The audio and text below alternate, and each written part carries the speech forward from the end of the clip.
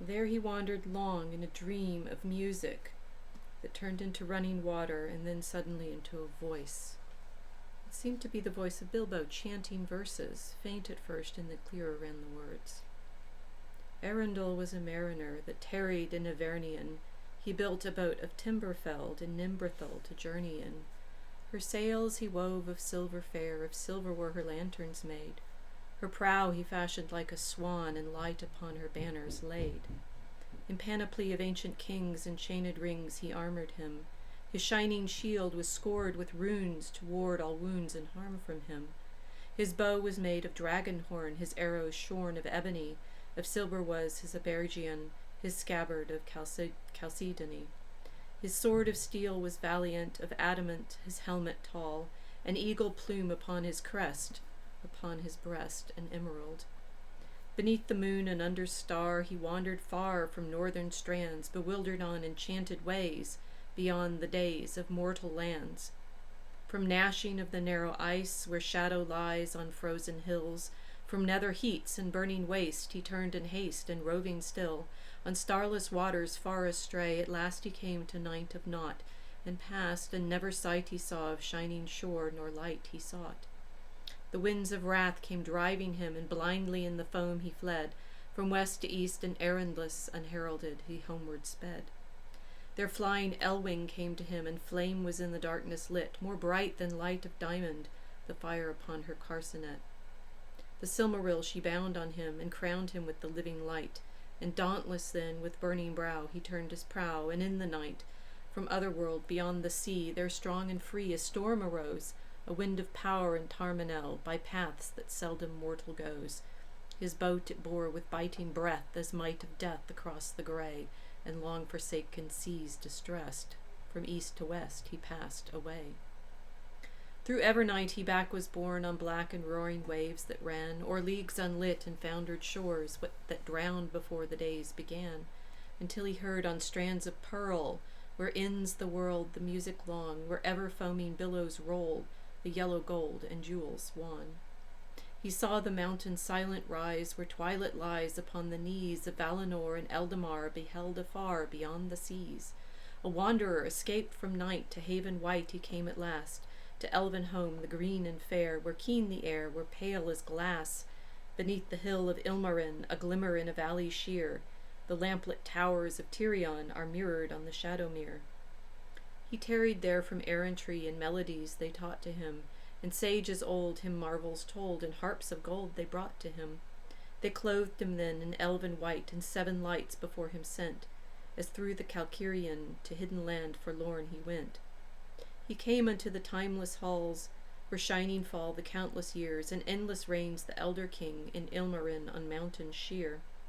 And words unheard were spoken then of folk of men and elven ken, beyond the world where visions showed, forbid to those that dwell therein. A ship then new they built for him of mithril and of elven glass, with shining prow, nor shaven oar, nor sails she bore on silver mast.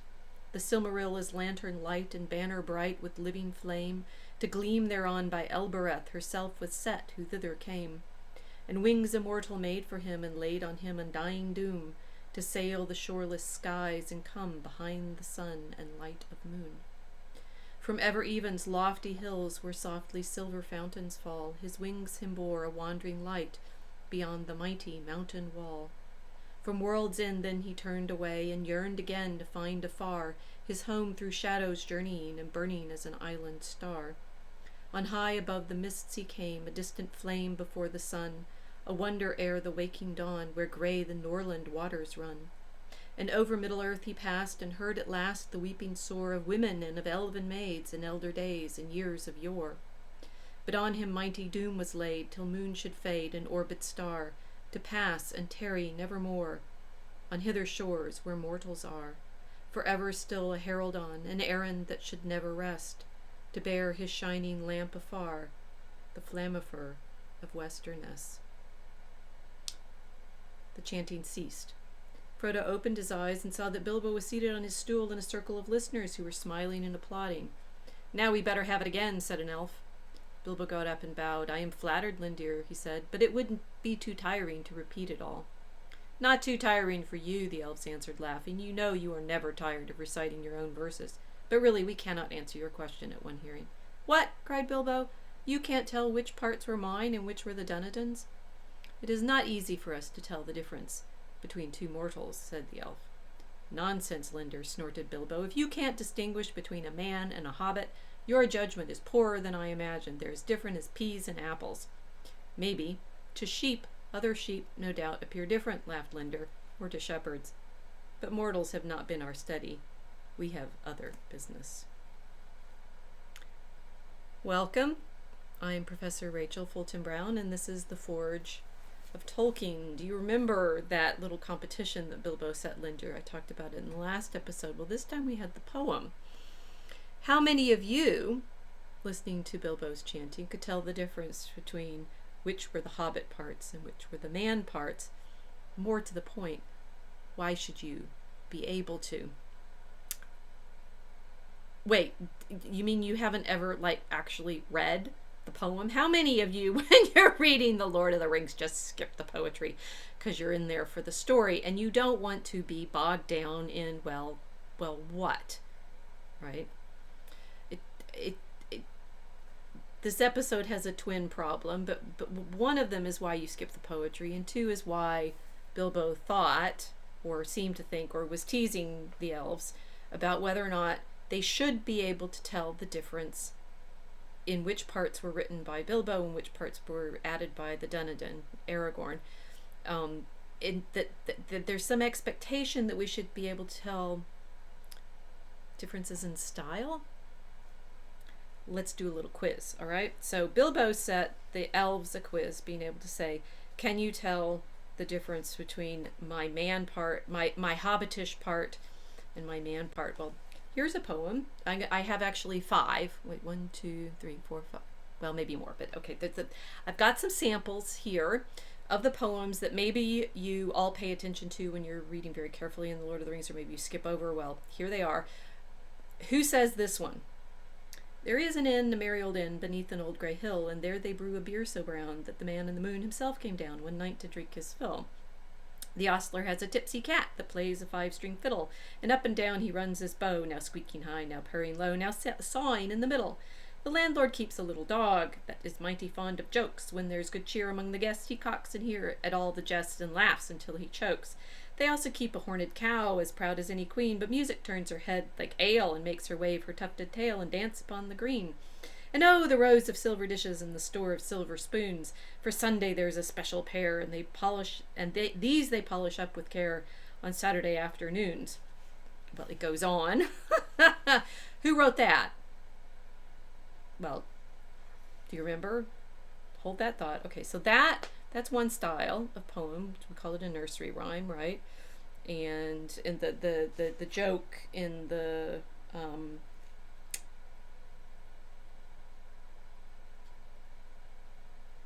I'm sorry, I forgot. It's like the joke in it is that we only remember a little part of that. Hated a little the cat in the field, the cow jumped over the moon. The little dog laughed to see such sport, and the dish ran away with the spoon. And somehow that poem is known in full by whom in The Lord of the Rings, right? So that's one style, the nursery rhyme. Here's another. The world was young, the mountains green, no stain yet on the moon was seen. No words were laid on stream or stone when Durin woke and walked alone. He named the nameless hills and dells, he drank from yet untasted wells. He stooped and looked in Mirror and saw a crown of stars appear as gems upon a silver thread above the shadow of his head. The world was fair, the mountains tall, in elder days before the fall of mighty kings in Nargothrond and Gondolin, who now beyond the western seas have passed away. The world was fair in Durin's day. Well, that should give you a clue of who's singing this song, right? So the first one, okay, I won't keep you in suspense. The first one is, of course, the song that Frodo sings in The Prancing Pony and Bree. And the premise is it's one of Bilbo's songs, I think. And that, therefore, when Bilbo is singing at Rivendell, the song of Eärendel, it's a little bit of a puzzle because it's not really a nursery rhyme. It's not the kind of poems that hobbits seem typically to prefer, and therefore perhaps the whole thing is by a man, and yet what the premise is that Bilbo has somehow learned how to sing like an elf, right? So the elves can't really tell the difference, although they think maybe it's mortal.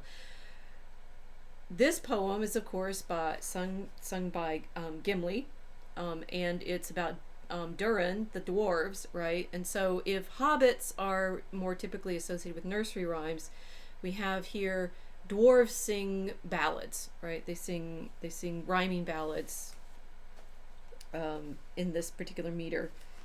It's let's see, the world was young, the mountains green. No stain yet on the moon was seen. No words were laid on stream or stone when Durin woke and walked alone. It's 8787, right? It's a sort of hymn, like a hymn or a ballad. How about this one? The leaves were long, the grass was green, the hemlock umbels tall and fair, and in the glade a light was seen of stars in shadow shimmering. Tunuviel was dancing there, to pipe of a music unseen, to music of a pipe unseen, and light of stars was in her hair and in her raiment glimmering. There Beren came from mountains cold, and lost he wandered under leaves, and where the elven river rolled he walked alone and sorrowing. He peered between the hemlock leaves and saw in wonder flowers of gold upon her mantle and her sleeves, and her hair like shadow following. Enchantment healed his weary feet that over hills were doomed to roam, and forth he hastened strong and fleet, and grasped at moonbeams glistening. Though woven woods and elven home, she lightly fled on dancing feet, and left him lonely still to roam, in the silent forest listening. He heard there oft the flying sound of feet as light as linden leaves, or music welling underground, in hidden hollows quavering. Now withered lay the hemlock sheaves, and one by one with sighing sound, whispering fell the beechen leaves, and the wintry woodland wavering. I'm not reading all of these. What I'm wanting to get you to just pay attention to is the actual style of the poetry, right? This is a more complicated rhyme scheme. It's A, B, A, C, B, A, B, C, right? What Strider, who is singing this for the Hobbits at Weathertop, right, says this is a song in the mode that is called Anthineth among the elves, but hard to render in our common speech, and this is but a rare echo of it, premising that the original that he should be singing is in, I think, I'm going to say Sindarin or Kenyan.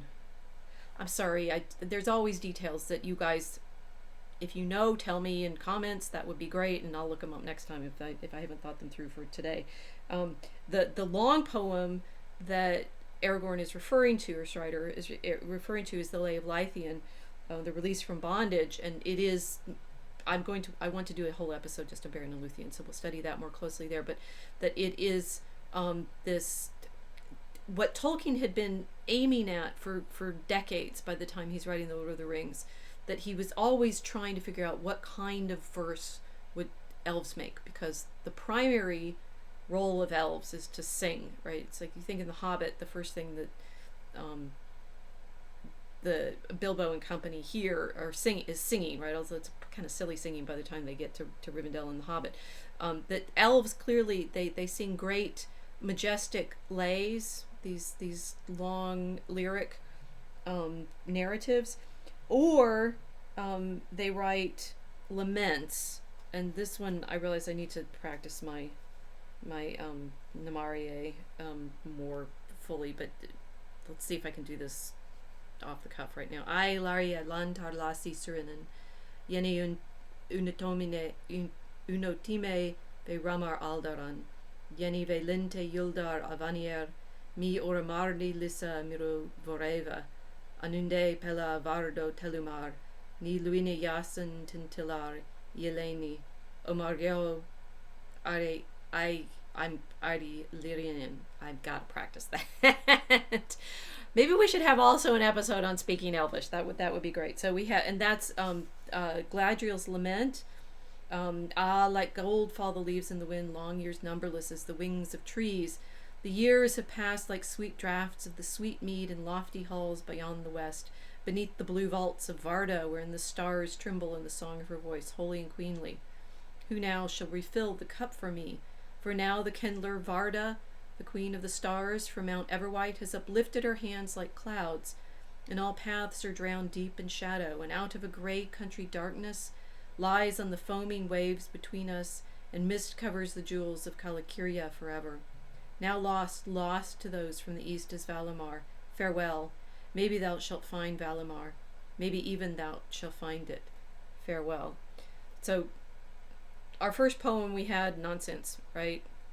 Diddling cats and dishes and a dog, and it's a nursery rhyme, but the topic is also silly, right? So the cat on his fiddle played hey diddle diddle, a jig that would wake the dead. He squeaked and sawed and quickened the tune, while the landlord shook the man in the moon. It's after 3, he said.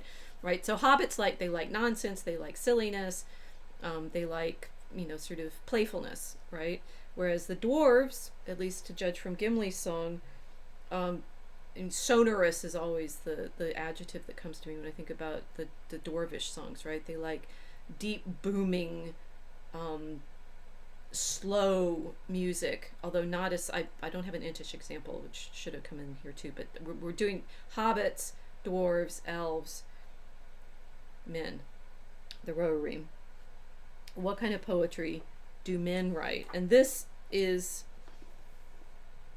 in the last episode we talked about the Adonaic and Avalonian languages that Loudon was getting in his ghosts, right, his linguistic ghosts, and saying that there was a flavor to the languages.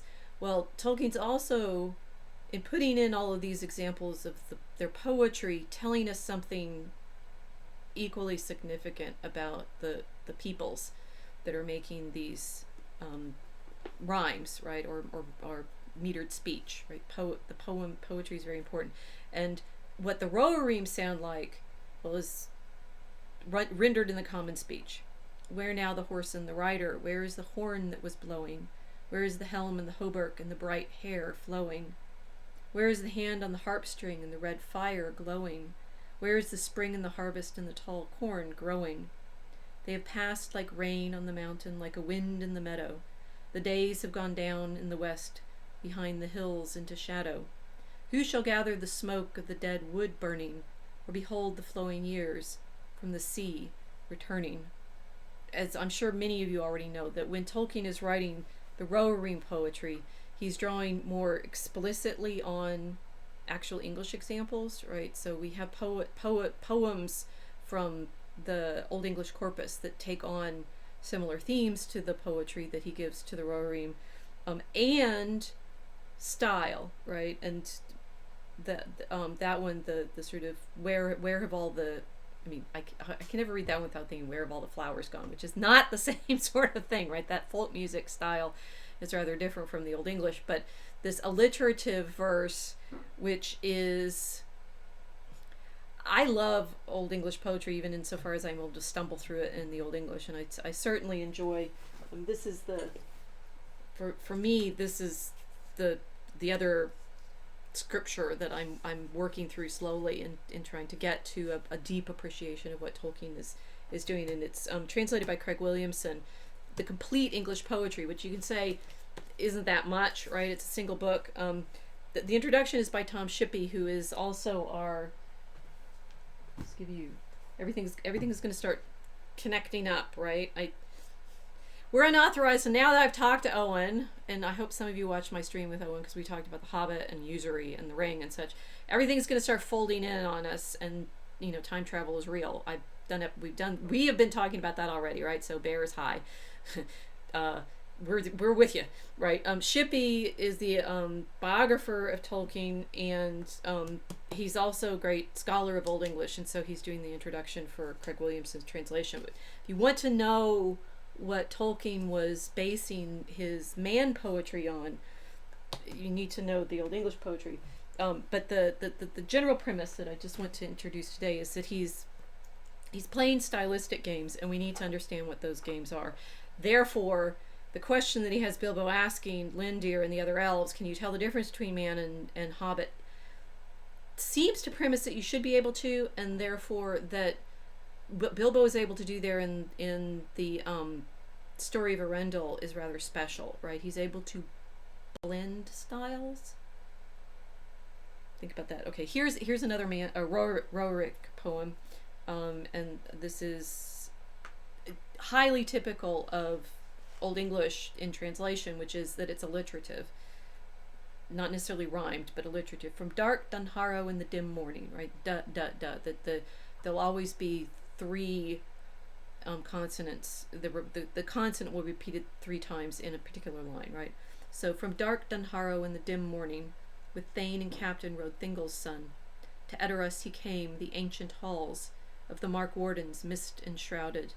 Golden timbers were in gloom mantled. Farewell he bade to his free people, hearth and high seat in the hallowed places, where long he had feasted ere the light faded. Forth rode the king, fear behind him, fate before him, fealty kept he. Oaths he had taken, all fulfilled them. Forth rode Theoden 5 nights and days. East and onward rode the Erlingus, through fold and fin march in the Firian wood, 6,000 spears to Sunlinding, Mundburg the mighty under Mindoluin, Sea King's city in the South Kingdom, foe beleaguered, fire encircled. Doom drove them on, darkness took them, horse and horseman, hoofbeats afar, sank into silence, so the songs tell us. So one way or another, whatever Bilbo's saying is neither a nursery rhyme nor what is typical of at least the Rohirrim's mannish poetry. Neither, however, is it particularly dwarvish, right? It's closest to perhaps the lay that Aragorn sang, but not quite, right? It's this special Bilboanic, right? One more example of a style that I think is distinctive and that we need to bring into this. Now, these are all humanish creatures so far, dwarves and elves and men, right? Well, we have one significant example of poetry. I realized I didn't bring in the Ents. All right, we'll bring in the Ents. I have a special, complete episode planned on Ents by themselves, so we'll talk about them later. But this one is the eagles, right? And it's what the eagle sings to the people of the city after the fall, right? Sing the fall of Sauron, right? Sing now, ye people of the Tower of Honor, for the realm of Sauron is ended forever, and the dark tower is thrown down. Sing and rejoice, ye people of the Tower of Guard, for your watch hath not been in vain, and the black gate is broken, and your king hath passed through, and he is victorious. Sing and be glad, all ye children of the West, for your king shall come again, and he shall dwell among you all the days of your life. And the tree that was withered shall be renewed, and he shall plant it in the high places, and the city shall be blessed. Sing, all ye people. Now, I might play a little Bilbo game there and say, do you recognize what style that is? I'll let you think about that while we carry on. Why this great mixture of styles, right? So, one, you have all those poems, right? And the narrator voice changes somewhat over the course of the book, and the character voices have, but when we talk more about the sort of meat of the story, we're going to get into the specifics of Tolkien's characterization of Aragorn and Boromir and so forth. But right now I just want to stay at the level of, why do we have both poetry and prose? You know, some of the things that Tolkien wrote, he does only, in poetry, right? So like the Lay of Lithien is entirely a poem. That, there's a whole book in the History of Middle Earth of the lays of Beleriand, right? So he has long stories that he writes in verse, but then he packs them into an excerpt, long selections into the Lord of the Rings. And you could say, well, is that it's like if it's in a movie, you have those as songs or musicals, right? And therefore there's you could say, okay, they're just interludes, right? We don't, they're for flavor or color. But could he be doing something even more imaginatively serious. Well, not all the critics like him, right? We've talked about the way in which Tolkien's critics find him less sexy than maybe those who like grooming children would prefer, and Tolkien didn't. But here we have this very sort of purposeful. We have both nursery rhymes and ballads, and Elvic lays, lyric lays, and alliterative Old English verse, and then whatever those eagles are singing, right? There's some kind of mixture of styles. And it's that, specifically, that mixture of styles, not just from, hobbits and dwarves and elves and mixtures of peoples and so, but the mixture of styles has specifically bugged certain critics. Most famously, the poet, John Heath Stubbs, who delivered the bon mot. He quoted it to Patrick Curry, who put it in one of his books, and it's got out there in all of the, the reviews of Tolkien's work, that what you find in Tolkien is this combination of Wagner and Winnie the Pooh.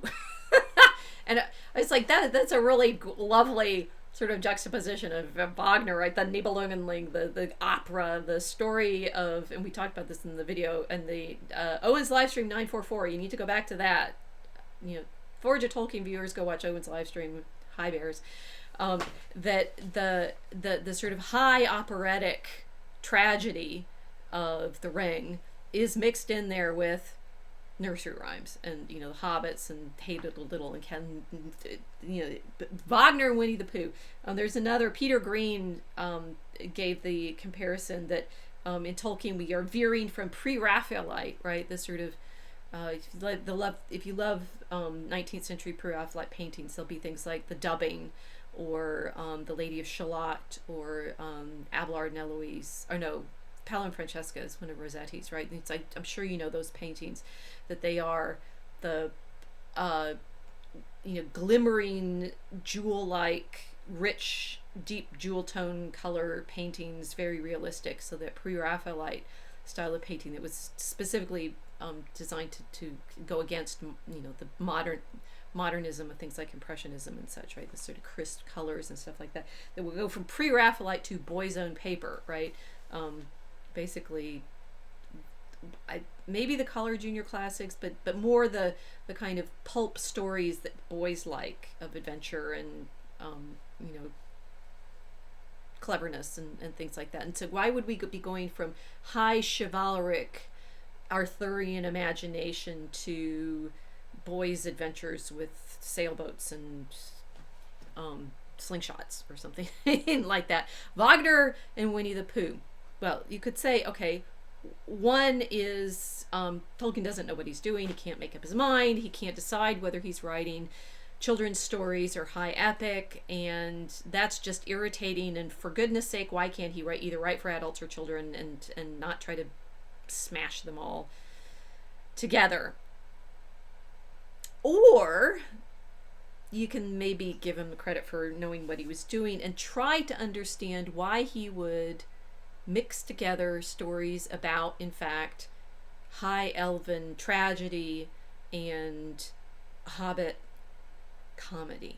Why this mixture of styles? Well, there's this great essay that I love talking with my students in my campus course with, that I'd like to share with you. It's by Ursula K, who we've already talked a little bit about her, Why Americans Are Afraid of Dragons. Well, this one has the lovely title, which has to a certain extent inspired the title of this episode. She doesn't say Ichor to potatoes, but there's a hint in that, because she talks about Ichor. But the title of this essay is From Elfland to Poughkeepsie, and it's in a general collection of books called The Language of the Night, which has a number of great essays on fantasy and science fiction. And LeGuin is meditating on the craft of writing fantasy, and on its appeal, like the Why Americans Are Afraid of Dragons. But in this one, From Elfland to Poughkeepsie, she's saying, why does so much fantasy writing fail, right? And there's this wonderful example that she opens with, of saying this is one of these scenes, and it's like, you want to know I personally don't actually read that much other fantasy other than Tolkien, because like once I did read Throne of Bones, yay Vox, you're not Tolkien. And you know that, and that's fine. But it does come closer than Tolkien. But what I don't see in Throne of Bones is quite this mixture of styles that Tolkien is able to work with, and I think that's relevant. But the problem that most fantasy falls into, and now that I've invoked Vox and saying no, I don't think you do this in Throne of Bones, but most fantasy falls into is this failure of style that LeGuin is pointing to, and to do so she plays a trick on an actual published story, so that it's not just making up, like this is all the fan fiction that's out there. She was writing in 1973 in this essay. There's an awful lot of fan fiction out there. It's like, you want to write good fan fiction, pay attention right now. Okay, so she says here's I'll read anything the firm sends me, and last year when they sent me a new one, I settled down with a pleasant sense of confidence to read it. Here's a little excerpt from what I read. The persons talking are a duke of the blood royal of a mythical Celtic kingdom and a warrior magician, great lords of Elfland, both of them. And this is LeGuin's quotation.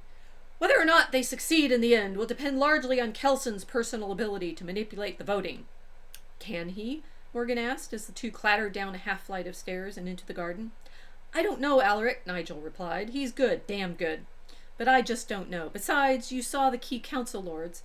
With Ralston dead and Bran Chorus practically making open accusations, well, it doesn't look good. I could have told you that at Cardosa. End quote. LeGuin continues commenting. She says, at that point I was interrupted. Perhaps by a person from Porlock, I don't remember. And the next time I sat down, I happened to pick up a different kind of novel. A real now novel.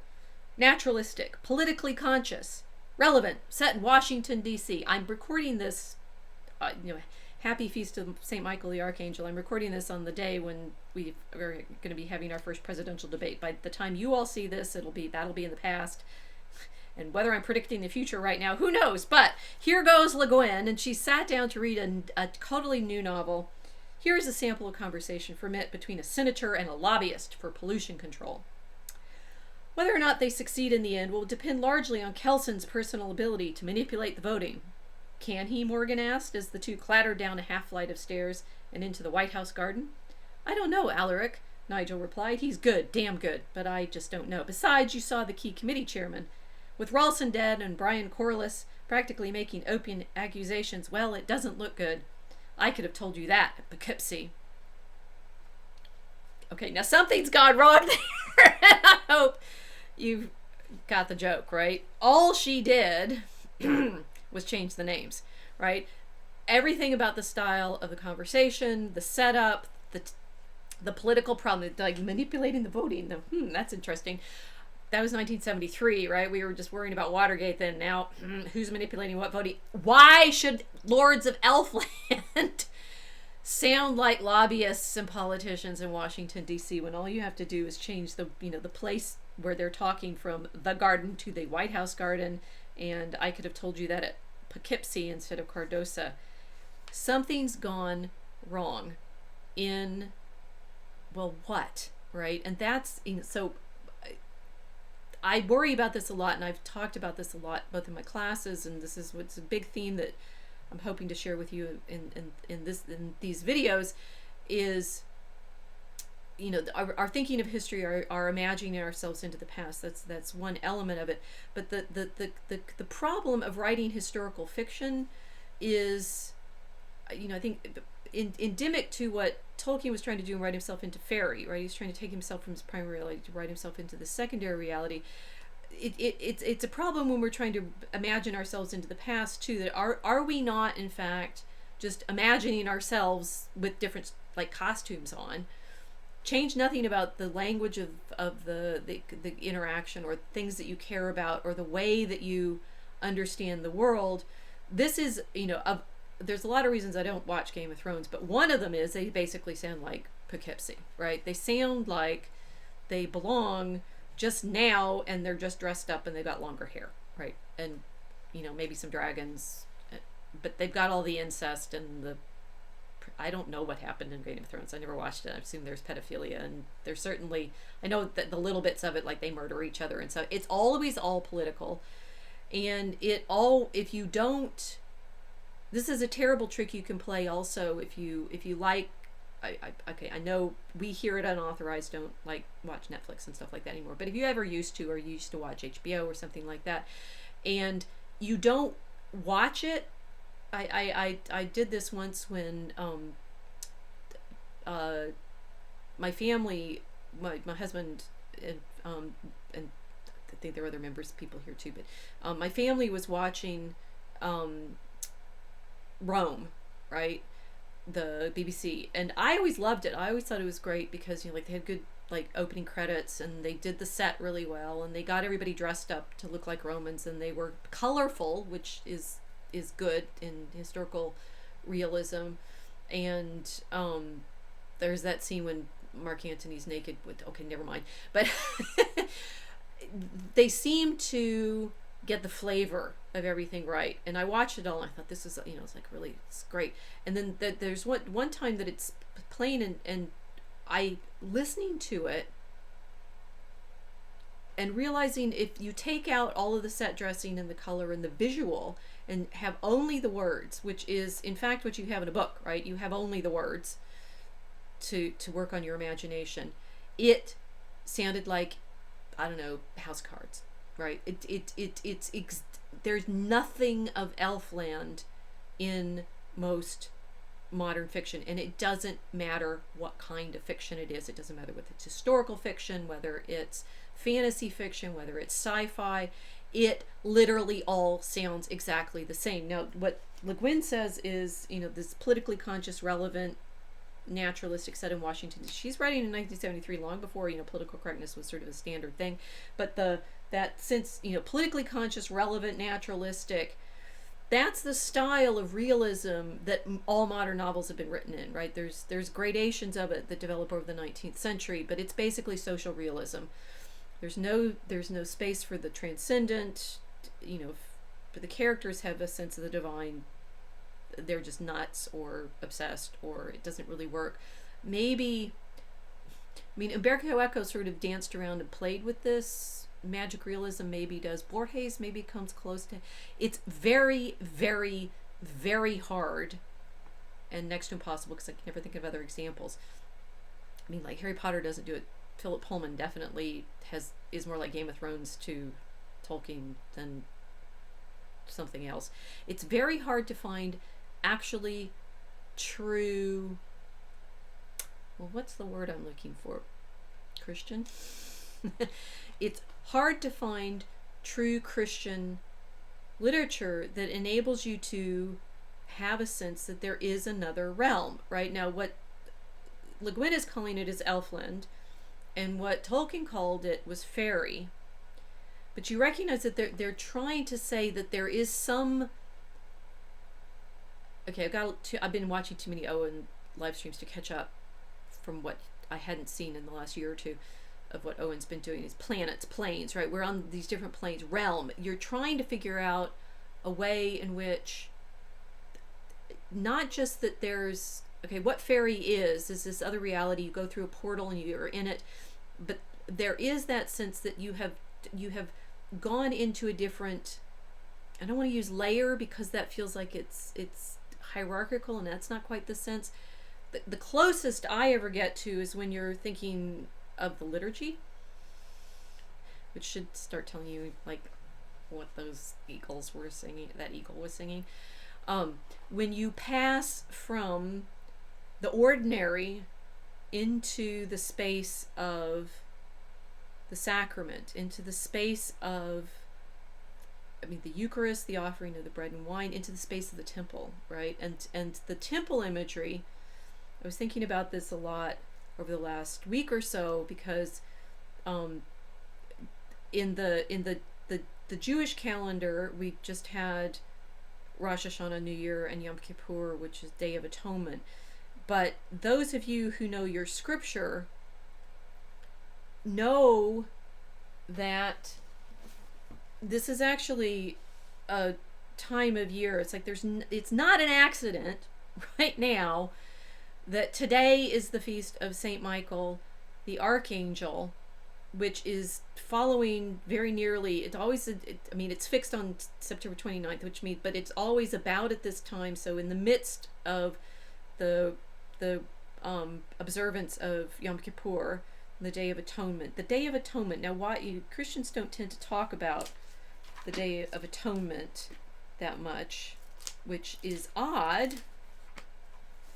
Sorry, I marked one of my spaces and I didn't mark the other one. You're wondering where I'm going, right? You're wondering where I'm going. Well, I'm going to Hebrews,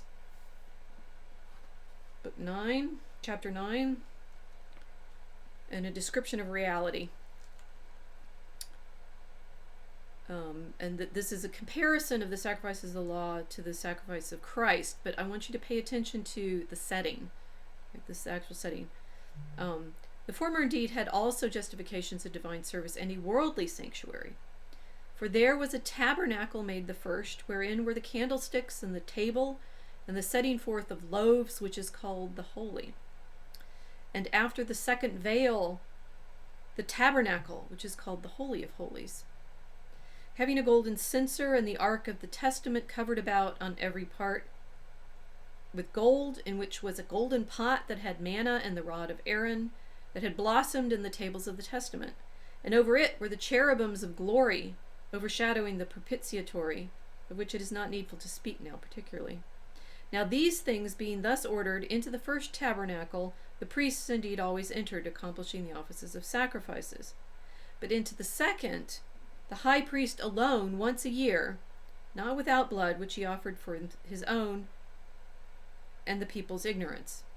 The Holy Ghost signifying this, that the way into the holies was not yet made manifest, whilst the former tabernacle was yet standing, which is a parable of the time present, according to which gifts and sacrifices are offered, which cannot, as to the conscience, make him perfect, that serveth only in meats and in drinks, and divers washings and justices of the flesh laid on them until the time of correction. But Christ, being come an high priest of the good things to come, by a greater and more perfect tabernacle, not made with hand, that is, not of this creation, neither by the blood of goats or of calves, but by his own blood, entered once into the holies, having obtained eternal redemption. For if the blood of goats and of oxen and of the ashes of a heifer, being sprinkled, sanctify such as are defiled to the cleansing of the flesh, how much more shall the blood of Christ, who by the Holy Ghost offered himself unspotted unto God, cleanse our conscience from dead works to serve the living God? And therefore he is the mediator of the New Testament, that by means of his death, for the redemption of those transgressions which were under the former testament, they that are called may receive the promise of eternal inheritance. Now, okay, there's a lot going on there, and that's probably not where you thought this was going. Right? We're talking about from Elfland to Poughkeepsie and from Ichor to potatoes, and I'm suddenly reading about the temple and the tabernacle and the Holy of Holies. Everything in the Christian tradition is about having access to that Holy of Holies. It's in Revelation, it's in the description of the heavenly Jerusalem, right? And it's that place. Think about where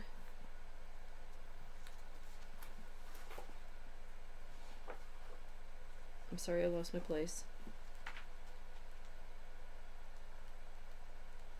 Think about where Eärendel goes, right? He wants to go with the Silmaril bound on his brow, right? Which is a very priestly image, right? That the high priests are marked, it's like, and Christians are marked with chrism on our brow, right? So we're marked to be able to serve in the temple, as it were, in baptism.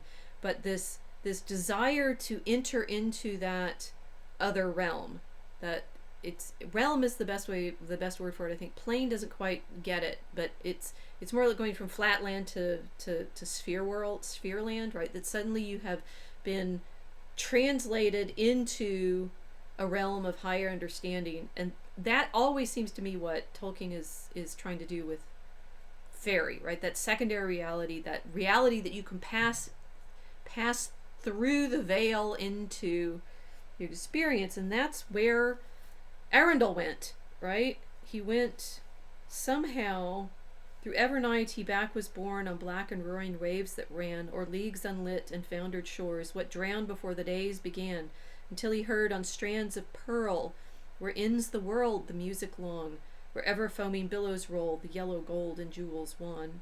He saw the mountains silent rise, where twilight lies upon the knees of Valinor and Eldamar, beheld afar beyond the seas.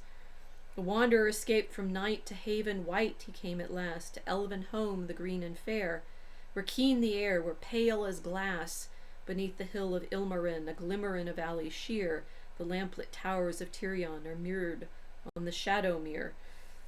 He tarried there from errantry and melodies they taught to him, and sages old him marvels told, and harps of gold they brought to him. They clothed him then in elven white, and 7 lights before him sent, as through the land Calicurian, in hidden land forlorn he went.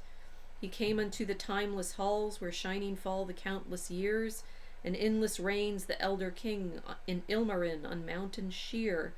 And words unheard were spoken them, and a folk of men and elvenkin, beyond the world where visions showed, forbid to those that dwell therein.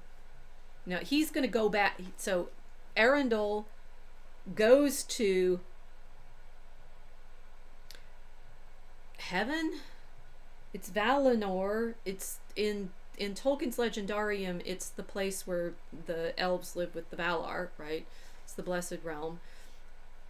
But the kind of blending that Tolkien is playing with here, my students don't always like this. I'm hoping you guys do. It's like, it's all Christian. Come on, it's all Christian, but there's a deeper problem of imagining it and getting us into it that Tolkien doesn't want to be allegory, right? Remember, we're going to keep coming back to that, and I'm going to fold it in and keep going. We've been dealing with his time travel. We've been dealing with his languages. We've been dealing with these constant tensions between making it mechanical, pragmatic, allegorical, which he doesn't want to do, and making it, well, the technical term is sacramental, because that's the way the liturgy works. You take the material world and it lifts you up in understanding, but also in reality, to this heavenly realm. But in the language of, at least the letter to the Hebrews, it's the temple world, right? It's, you passed into the Holy of Holies, and we've got, they're bringing him harps of gold and clothing him in white. It looks like he's in heaven, or the heavenly reality as described in Revelation, for example. And they set 7 lights before him. That's the candelabra of the temple, right? So somehow he's passed through the veil into this other realm. How do you do that?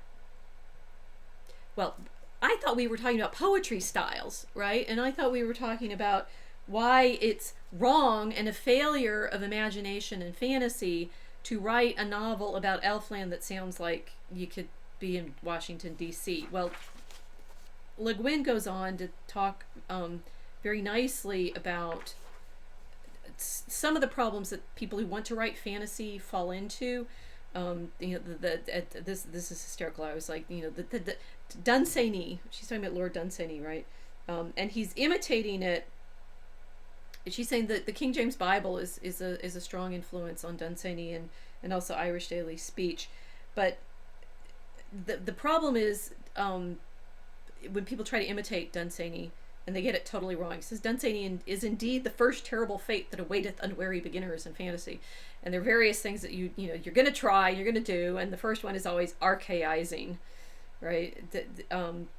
They know instinctively what's wanted in fantasy is distancing from the ordinary, but they do it badly with their words, right? So they'll say, "Aha," says our novice. If you want this distance, you want this sense of this other realm that you want to have access to in some way, you're going to use verbs with thee and thou, right? And so you're going to try. She says there are very few Americans now alive who know how to use a verb in the second person singular. The general assumption is you add est and you're there, right? I remember Debbie Reynolds telling Eddie Fisher. Do you remember Debbie Reynolds and Eddie Fisher? Whithersoever thou goest, there also I goest. Fake feeling, fake grammar, right? So one, you try to archaize, you try to use the second person singular, which and mainly everything we say in second person now is the plural, right? So we've lost, by way of the creolization of English, which is probably another long narrative, but we've lost the grammar to be able to talk in the full complexity of the inflected language that Old English was, and nobody quite knows how to do it in Middle English anymore, and so they just add est and these and thous and everything. They also talk in the subjunctive, cries the she to whom trap. I shall give it to she to whom my love is given. Him whom this sword smites shall surely die. Give it to she, him shall die. It sounds like Tonto talking to the Lone Ranger. This is distancing. It's like, we keep us up, right? We are constant. It's like the fake feeling, fake grammar. You're twisted round with the subjunctive and the second person singular. But there's also fancy words, right? We're not there yet. The fancy words: eldritch, tenebrous, smaragds and chalcedony, mayhap. It can't be maybe. It can't be perhaps. It has to be mayhap unless it's perchance. I'm still reading LeGuin here, right? And then comes the final test, the infallible touchstone of the seventh rate, Ichor. You know Ichor. It oozes out of severed tentacles and beslimes tessellated pavements and bespatters bejeweled courtiers and bores the bejesus out of everybody. Fantasy is, in fact, extremely hard to write, and it's not just the problem of world building and coming up with fancy names and writing, making maps and doing your chronology and everything. It comes down to the grammar, right? It comes down to very specific word choices and a deep understanding of, the way language works, but also something else about style, right? And I do recommend this essay in its fullness to you, because she also has some wonderful things to say about Aragorn and Boromir and so forth. But the specific thing that she's trying to show you is, well, fantasy is particularly hard to write. It's harder than even historical fiction. It's certainly harder than screenplays. Screenplays, as I was mentioning with my experience listening to Rome, for example, and realizing if you dress your actors and they're pretty and you like seeing them naked and stuff up, and give them good hairstyles and Howard Shore music behind them and stuff, you cannot care quite so much about what they're saying, because all of your other your vision and your hearing are being bemused. Ichored, I suppose. And you don't notice that, in fact, the characters are speaking as if they're in our world, not Elfland, right? They're not somehow speaking in Elfland. You can get away with that a little bit in historical fiction. I never like it, right? There are very few writers of historical fiction I think achieve a true difference in style. Patrick O'Brian is one. He writes lovely Jane Austen style comedies of manners in his Jack and Stephen novels, but it's really rare to find a historical novelist who can achieve a style other than social realist, sort of 19th century social realist. Fantasy, though, if it doesn't work, you're in terrible, terrible trouble.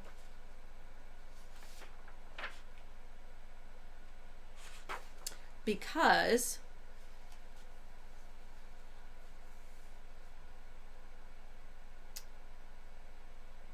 she says, many readers, many critics, most editors speak of style as if it were an ingredient of a book, like the sugar in a cake or something added onto the book, like the frosting on the cake. The style, of course, is the book.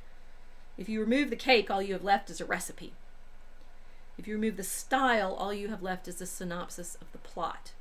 And this goes with what Tolkien was worrying about when you take Beowulf and you try to study it and you tear it all down, all you end up with is rocks and you don't have the poem anymore.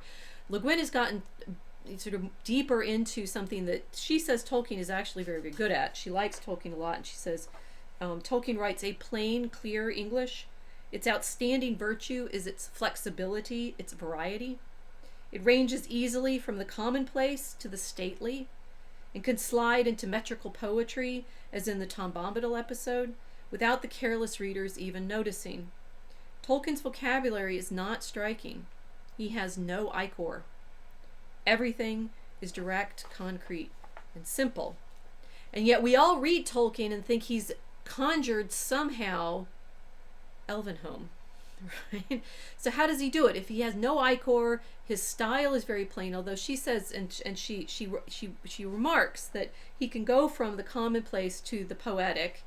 And I, with my examples that I started off with, you say we've gone from the Elvish to the Hobbitish to the Mannish to the Dwarvish to the Eaglish, somehow by way of the different styles in poetry, and it all fits, right? Somehow that all fits in the same story.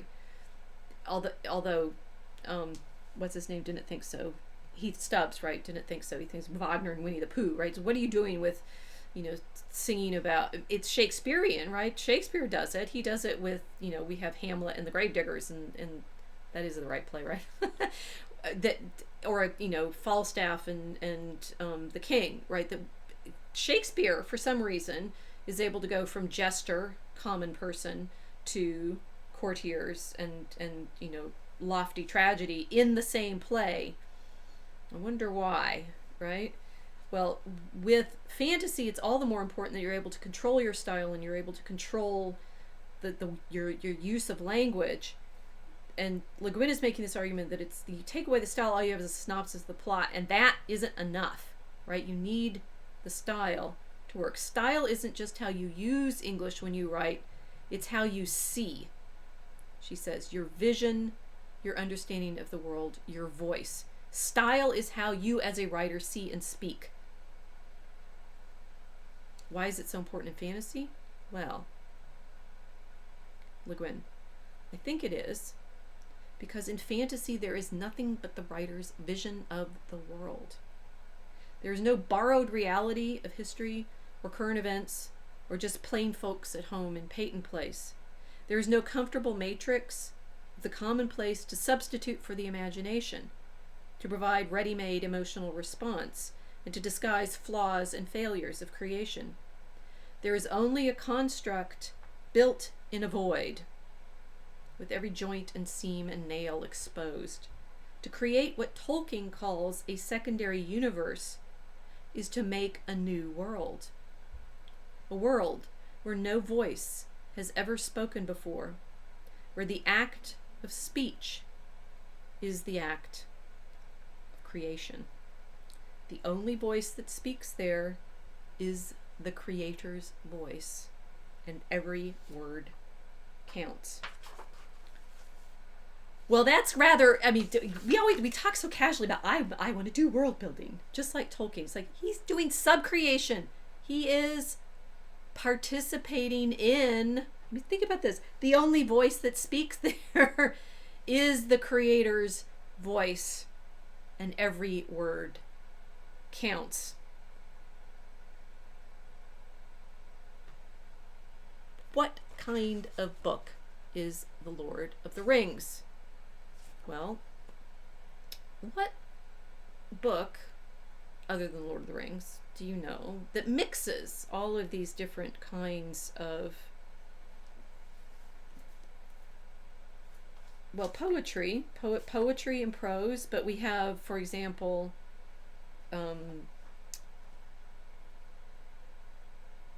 verses that come in dreams. Seek for the sword that was broken in Imladris it dwells. There shall counsels be I'll start over. Seek for the sword that was broken in Imladris it dwells. There shall be counsels taken stronger than Morgul spells. There shall be shown a token that doom is near at hand. For Isildur's bane shall weaken and the halfling forth shall stand. We have prophecies. All that is gold does not glitter. Not all those who wander are lost. The old that is strong does not wither. Deep roots are not reached by the frost. From the ashes of fire shall be woken. A light from the shadows shall spring. Renewed shall be blade that was broken. The crownless again shall be king. We have invocations.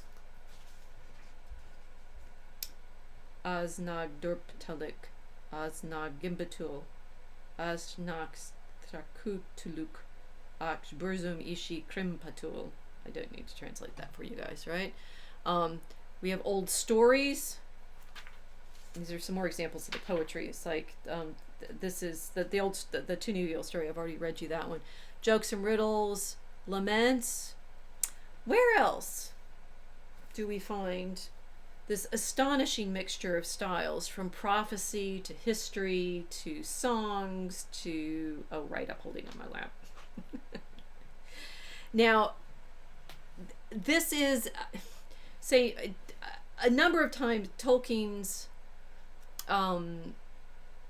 critics will say for example, in the Silmarillion, he's trying to write scripture, right? And it sounds scriptural because, of course, with the Eärendil, he is giving you the Elves' story of creation and the Elves' story of their history, so that's much more conscious. But I put it to you that it's realized even more effectively in The Lord of the Rings that Tolkien is achieving, there's a reason that it's actually Christian storytelling, and it's not just that he allows for the idea of a creator in the background of his stories, or that he's not giving you a sexuality that's all corrupted and perverse. That he is, O and I talked about this, that he is dealing with very deep problems of temptation, and particularly the temptation to usury, which I will do a proper episode on as well. But there's something in his Wagner and Winnie the Poohness that makes The Lord of the Rings, as it were, the quintessential Christian literature, beyond the reference to, Eärendil is a little bit like a Christ figure in the sense that he's half man and half elvish, right? So he's he's not half Valar, which is interesting, but he is a mediator, right? So he can, as Christ does in the letter to the Hebrews, mediate.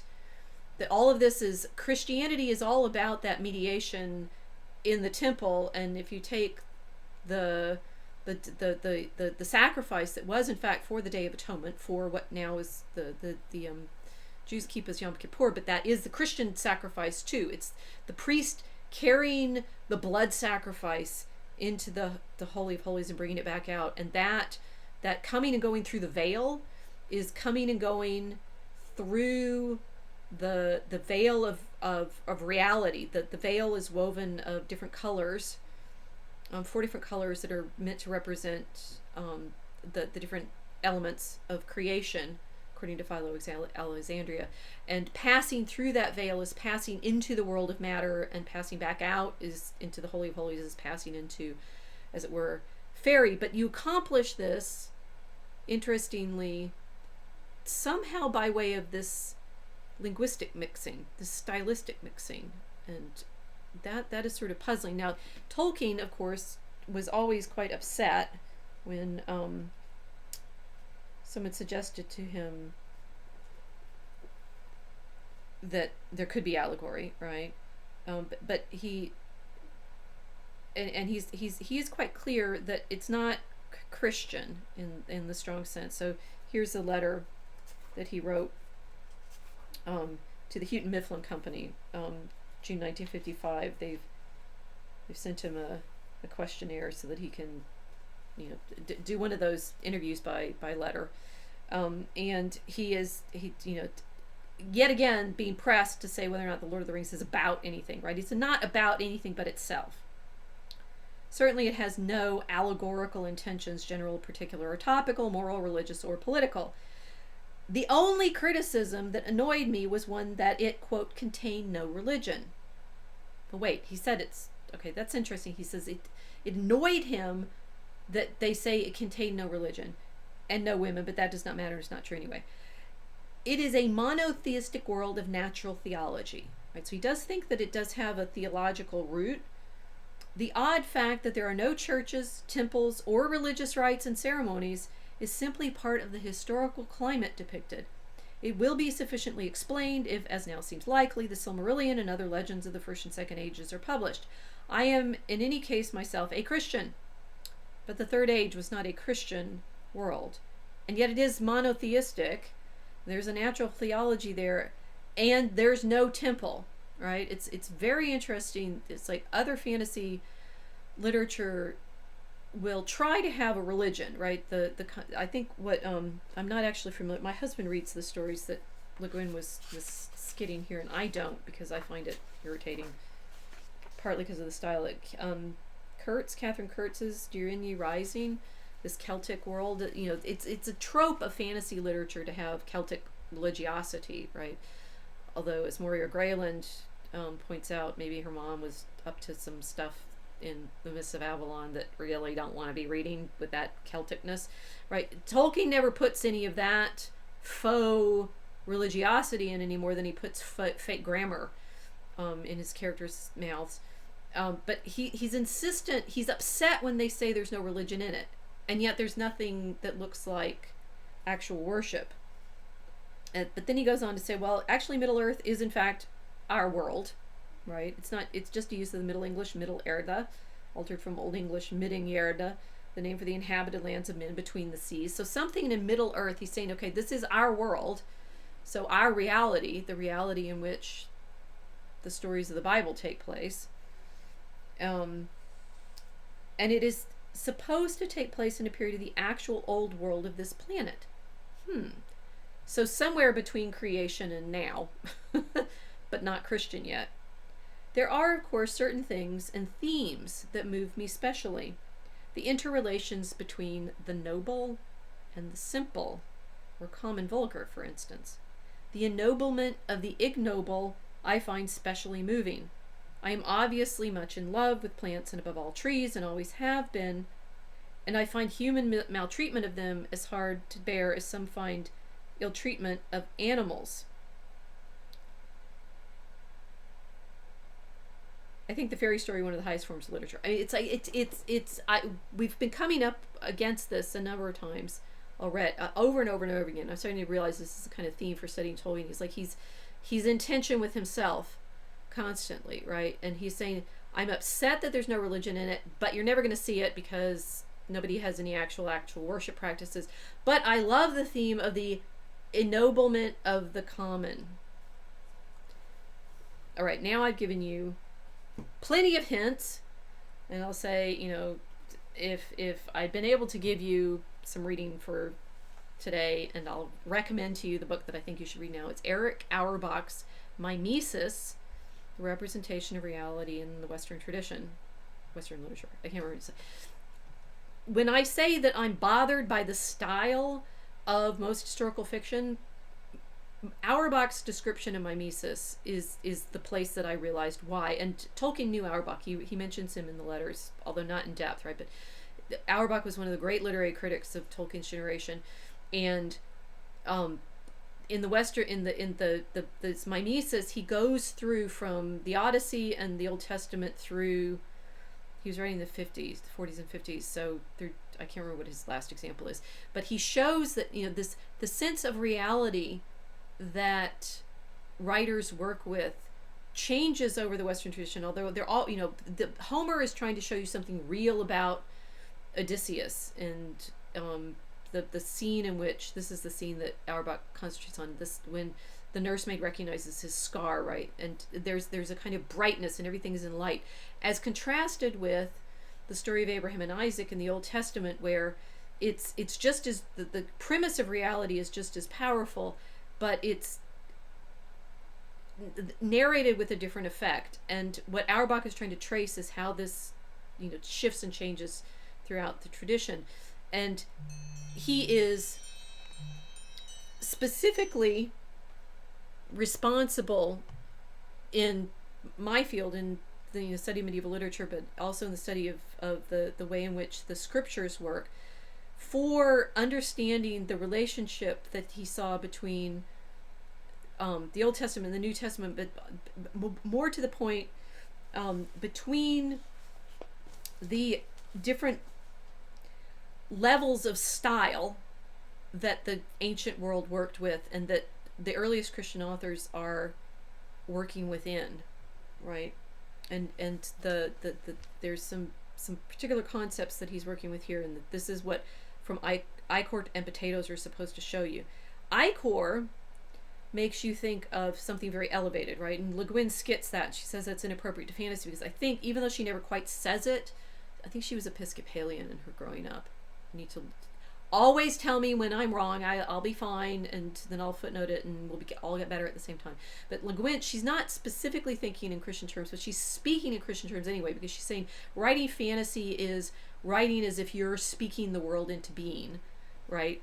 And she doesn't like Ichor. She thinks it's too prissy and elevated and sublime. I mean, that's what, amateur fantasy writers are often trying for. They're trying for the sublime, and it comes off ridiculous, probably because Tolkien and Lewis invent this fantasy literature, right? So you have to understand why the style that they use is the style that they used, and it's not classical, right?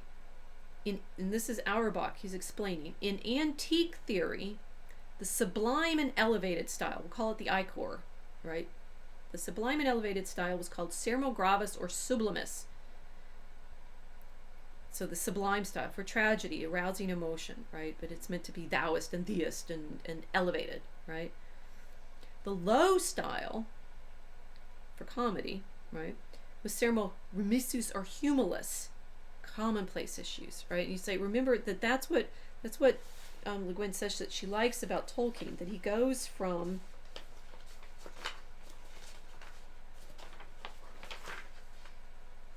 the commonplace to the stately. It's another way of saying she goes from the humilis, the low, the sermo humilis, the common, ordinary, comedic, to the stately, to the sublime style, to the sermo sublimis, and that Tolkien can move between these styles and do it by way of his poetry, do it by way of the diction that he gives his different characters, and do it constantly in the fashion that he said he most enjoyed. It's like what he was particularly drawn to was the ennobling of the ignoble.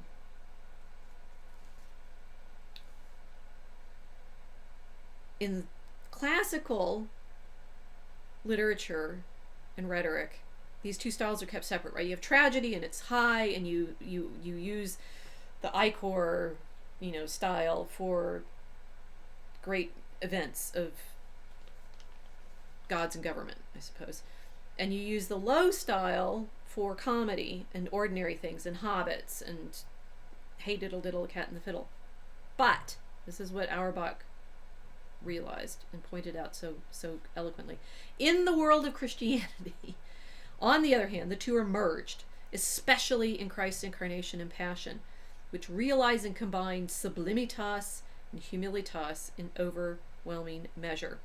The true and distinctive greatness of Holy Scripture was that it created a new kind of sublimity in which the everyday and the low were included, not excluded, so that in style as in content, it directly connected the lowest with the highest.